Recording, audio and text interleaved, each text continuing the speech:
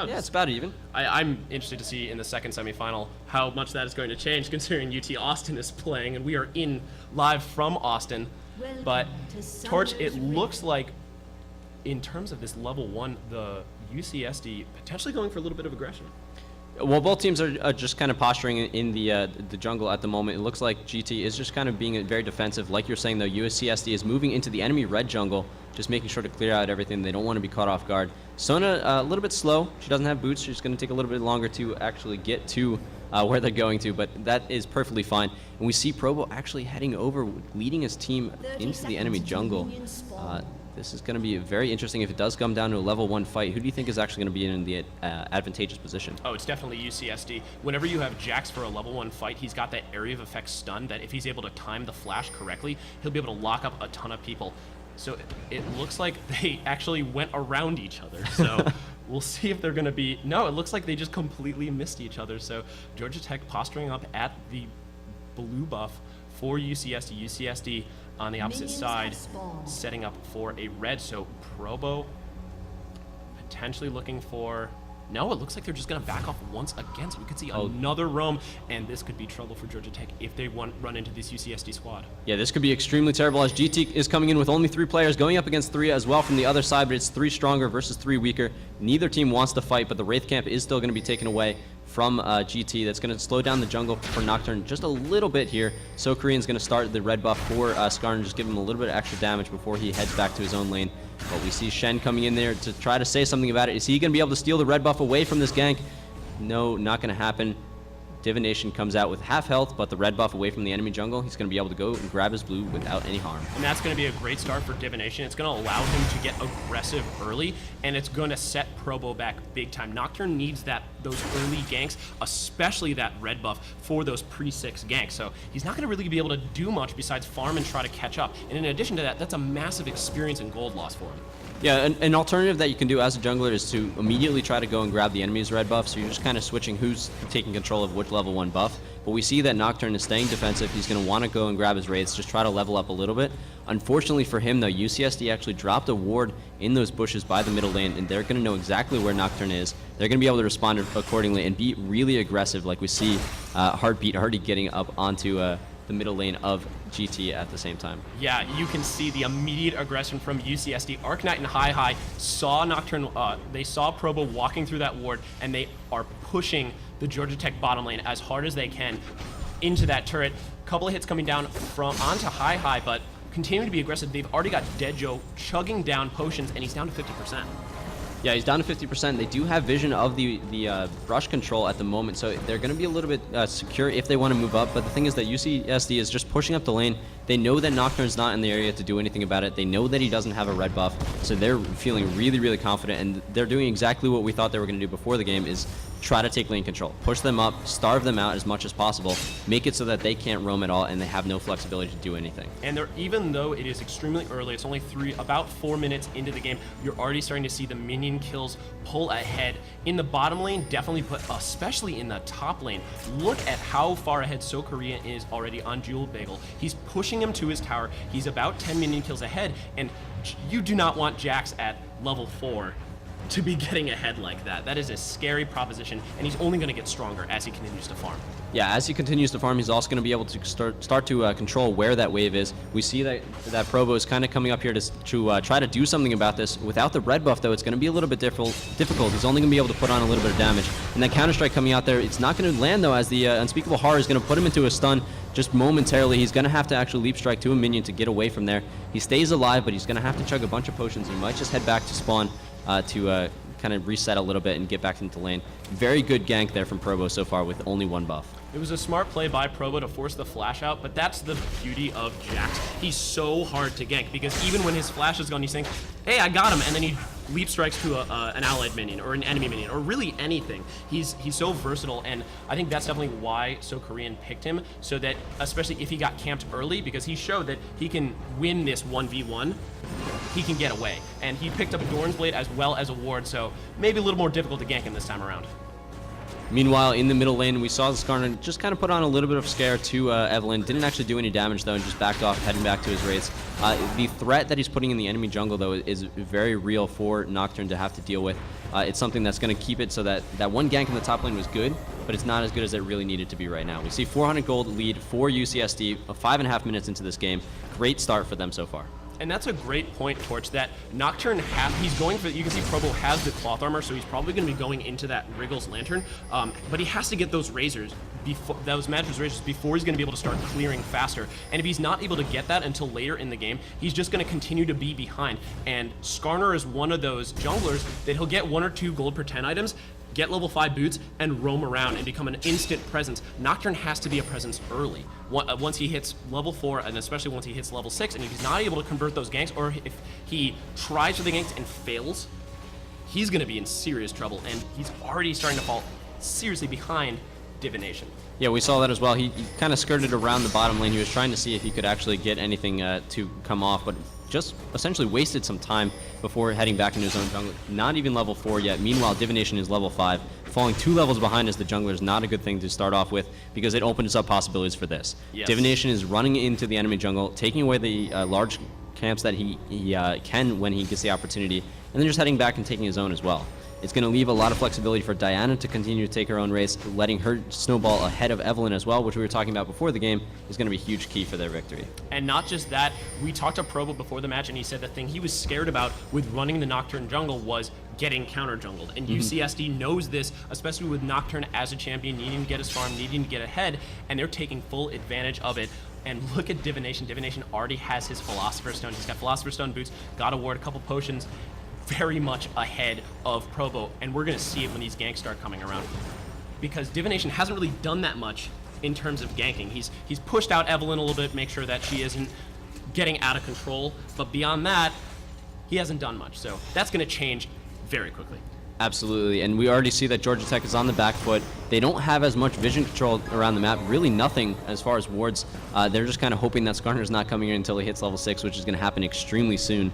But on the other side, UCSD's got a nice ward in the top jungle for Georgia Tech. They're going to know exactly where Nocturne is. They're going to know the exact level of him and the itemization that he has, knowing that he's not a threat right now, so they can be extremely aggressive in all their lanes. We saw it before with Jax going up against Shen. He was sub half health, yet he was still pushing up right next to the turret. And looks like we see a play coming in from UCSD. They want to continue to starve Georgia Tech in their own jungle. Here comes Chrysanthus. It could be trouble. Could absolutely be trouble, but it's going to be a flash out from Chrysanthos. He's going to be able to get away from the initial fight. Goes back in with Probo, but it is going to be a 2v3. They were not aware of it. They're going to get the assassination onto Evelynn, take down Nocturne following that. Jubagel's in there with the Shen ultimate, but it's not going to be enough. Is he going to be able to get over to Divination? It could be no, it's just going to be the burnout slowly from Sona. Beautiful stolen kill there from the Sona support. And there's the red buff from Sona paying dividends, and that's a 3-0 start from UC San Diego. This is exactly how they wanted to start, and they're going to be able to take this, run with it, and steal a blue buff. Yeah, those blue buffs are extremely important earlier in the game. This is the second buff available for Georgia Tech. It's going to go to the UCSD side, giving them almost a 3k gold, a little bit more than a 3k gold lead, about 8.5 minutes into the game. And not just that, taking a look at the gold for the AD carries, Arcanite starting to pull ahead. This is not what you want on this Corki, because Tristana is not going to get any stronger as she goes into the middle game. She sort of has a U power curve where she can be pretty aggressive, be pretty strong early game, falls off a little bit mid game, but then once her passive starts kicking in, she becomes that late game tower pushing monster who just can't get killed, because she has the when she hits level 18, she has one of the longest attack ranges in the game, and that's terrifying. UCSD doesn't want her to get to level 18 ever. They want to finish that game before then. Yeah, that's absolutely true, and we see that Dejo is already starting to push up the lane a little bit with that potential that he has. They saw that the bottom lane for UCSD kind of moved away a little bit, so they were able to push up to the turret, give them a little bit of breathing room so they could head back if they want to, or stay in lane. They're going to try to just chunk down a little bit of damage on this turret to balance things out a little bit. And a ton of pain in that mid lane from Harpy onto Chrysanthos. Harpy picking up those double Doran's rings compared to Chrysanthos trying to rush the DFG as fast as he possibly can. He's got the Cage's Lucky Pick. He also has the Sork Shoes to potentially pick up a couple of kills on the roam, but he hasn't really been able to do that. Harpy's done a great job of handcuffing him in that mid lane.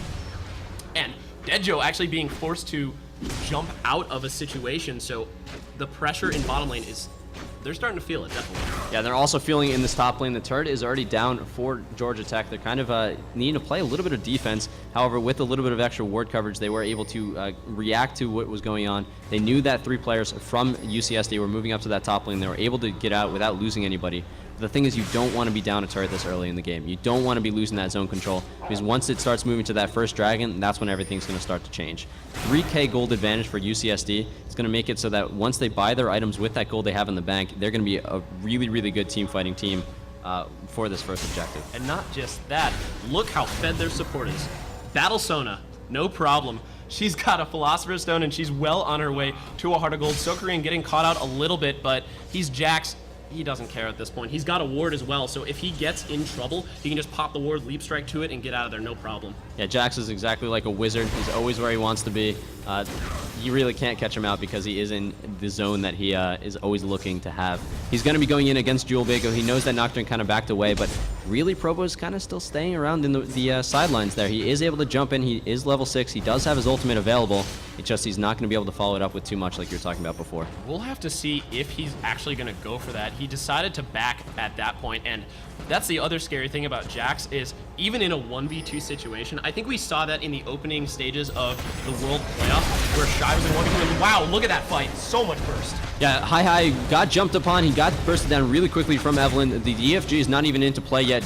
We still see that Sona is going to die extremely quickly. Meanwhile, in the top lane, there's a skirmish going on. It's not going to result in any deaths. Jewel Bagel has a turret to fall back to, but just one extra little advantage that GT is going to start to pull into this game. That's going to give him a little bit of a gold buffer, I guess. They have a lot of work to do to get back into this game completely, and we see UCSD going for the dragon. And it's not helping Georgia Tech that UCSD is going to pick up this dragon widely uncontested. There's not much Georgia Tech can do, especially because Probo is still really behind. He doesn't even have his Wriggles yet, and Skarner already has the Philosopher's Stone and has finished the Heart of Gold, so may very well see level 5 boots and oracles in his future, and he's going to be able to put a lockdown on this map control. Sokerean getting pretty low, so he's going to have to back off on that one.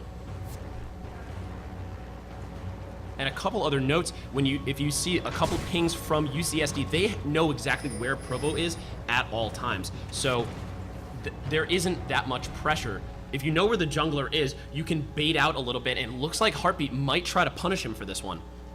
Yeah, he's setting up for the punish. He's got Nocturne just sitting there. Nocturne did see Heartbeat there. We also see Chrysanthos setting up as well, but straight down the line, Divination is there for a 2v2 mix if they actually want to pull the trigger on this. It looks like there's just going to be a little bit of posturing going on. Not quite sure exactly where Chrysanthos is, but enough that he's going to be able to push him away. It was great job, great positioning from Probo and Chrysanthos. They bought some time. They were able to pick up their red buff. That's going to give them a little bit of ability to defend this turret as well. That was a smart defensive ward from Chrysanthos, able to posture around and give Probo a buff for once. UCSD has been all over this Georgia Tech jungle, but now they're going to pay for it in another turret. That's the second turret for UC San Diego, and they're continuing to pull ahead. Almost 5,000 gold. About 13 minutes, 30 seconds in. Yeah, Jax made me eat my words a little bit there, turning it from a potential 2v2 situation under turret to a 3v1. We didn't even see Probo even want to attempt to defend that turret, which was a smart move there. When you know you're going to have a loss, just let it go. Try to make up for it in other areas of the map. Make sure you continue to farm, maybe take a little bit away from the enemy jungle, and just try to balance it out as much as possible. And unfortunately for Georgia Tech, UCSD is just ahead square across the board. Looking at the minion kills, Arcanite 113 to Dejo's 84, Heartbeat's 114 to Chrysanthos is 100. Chrysanthos and Heartbeat both have that kill, but Chrysanthos has that extra death. On the other hand, you can never count out an Evelynn with a DFG, and it looks like Probo has finally finished his Wriggles Lantern, so we'll see if that's going to be able to change some things around, but he has had no jungle presence up to this point, and UCSD has been able to take 2 towers out, and I would not be surprised with the lead in the bottom lane for the minion kills, the Sheen and the Phage on Arcanite, if we see a potential third going down. Yeah, this game, you really need to focus on that beginning point. Losing that red buff for Nocturne really set them behind in the jungle the entire time. We're starting to move to the second phase of the game where everyone's going for this team fighting potential. We got one going on right now.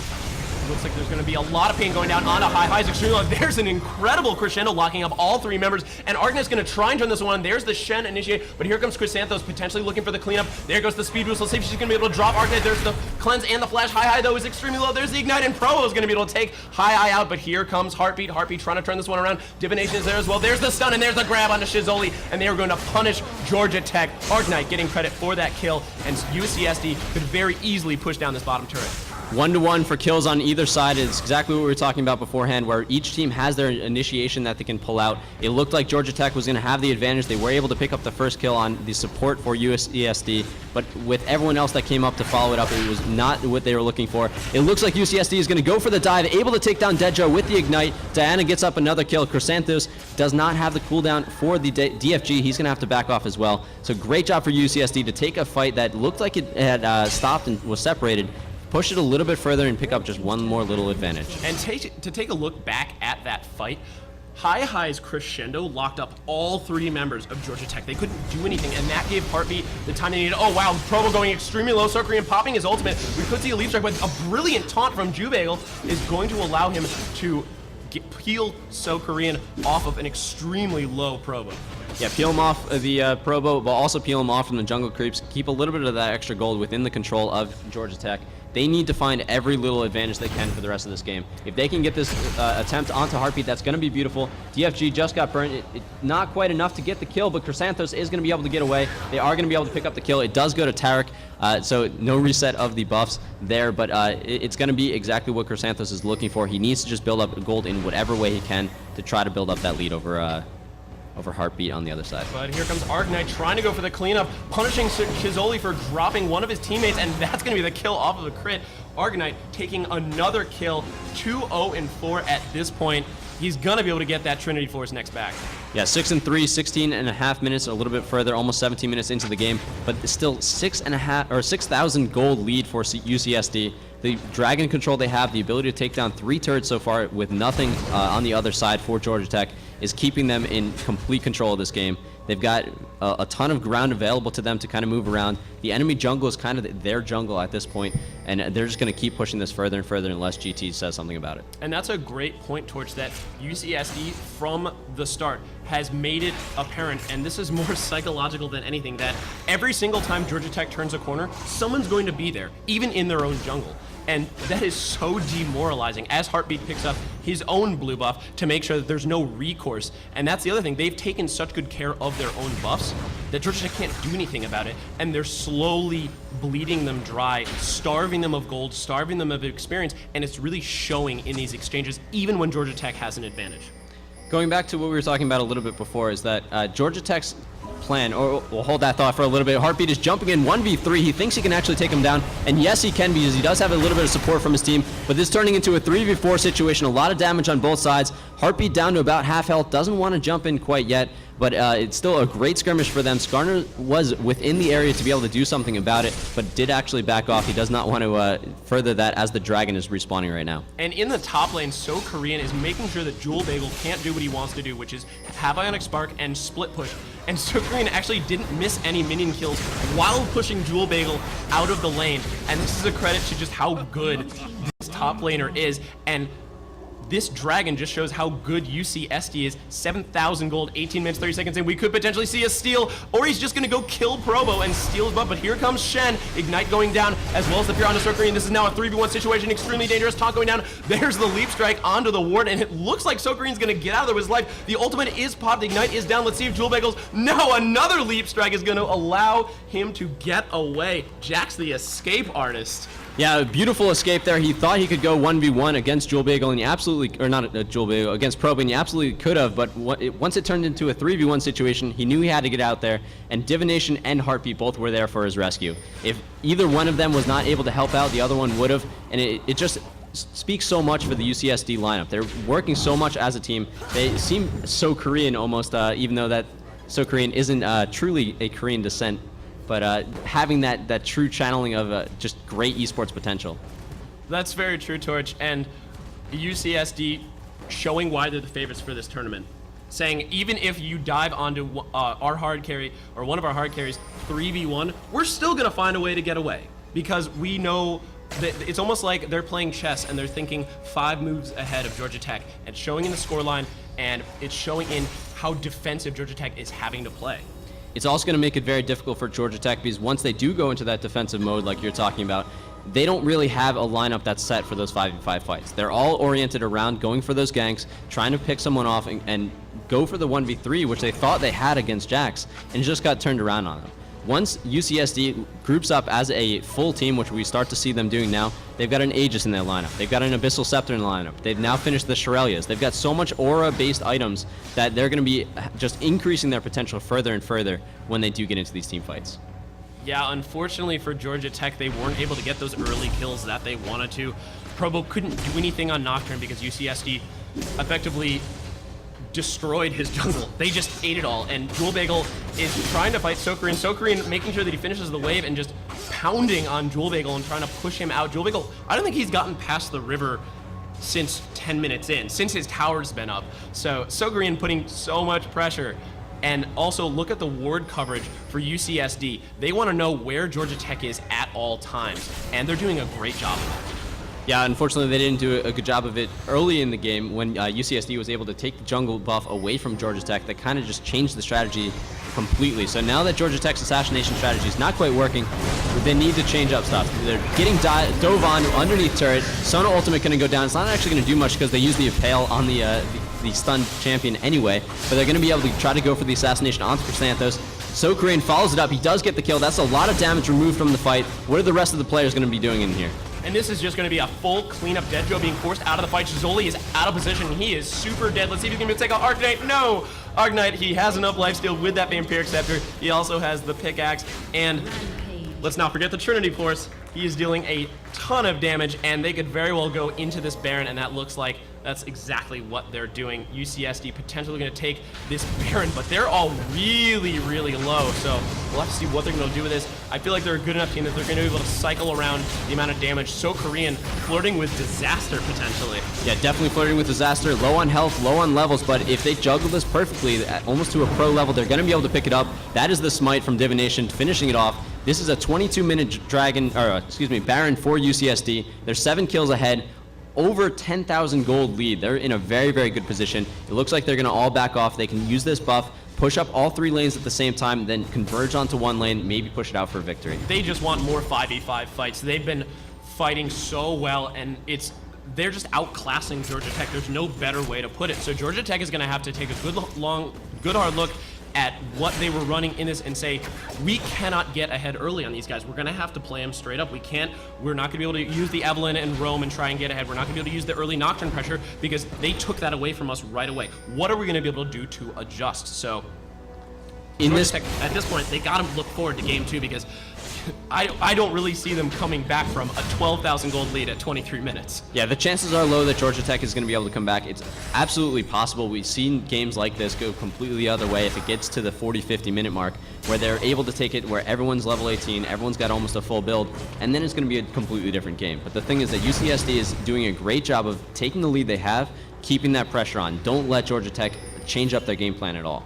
The Georgia Tech game plan was around assassinations like we keep talking about, but if they want to actually stand a chance of getting to that late game, they're going to need to change it up. Shen's going to need to do some really strong split pushing, but he's got to do it in an area that Jax isn't there to shut him down. And I don't think that's really going to happen because every single time Jewel Bagel has been pushing out, Sokerin has just been following him. It reminds me of when CLGEU would run Aurelia versus a Shen, and Wicked would just beat Shen into the ground and force him out of lane with just pure damage, so he couldn't split push. And at that point, Aurelia would go back to the fight, and they would win because Shen would have to back. So it would be, if he came into the fight, he would be coming in a little bit more vulnerable. And it looks like UCSD is grouping as 5. No surprises there. Looking at their items, they have picked up some major items. Heartbeat has his Zonias now, so he can very easily tower dive if he wants to.